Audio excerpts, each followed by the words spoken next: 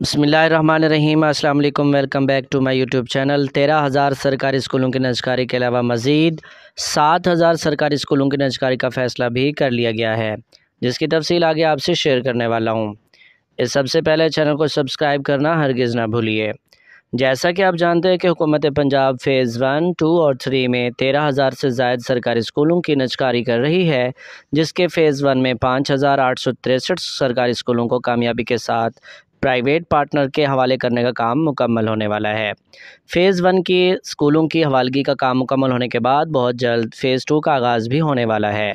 याद रहे कि फ़ेज़ 2 में 4,453 सरकारी स्कूलों को प्राइवेट किया जाएगा। अब की ताज़ा तरीन अपडेट यह है कि हुकूमत पंजाब ने IMF के प्रेशर और माशी बहरान के पेश नज़र 13,000 सरकारी स्कूलों में मज़ीद 7,000 सरकारी स्कूल शामिल करके नजकारी करने का मंसूबा तैयार कर लिया है।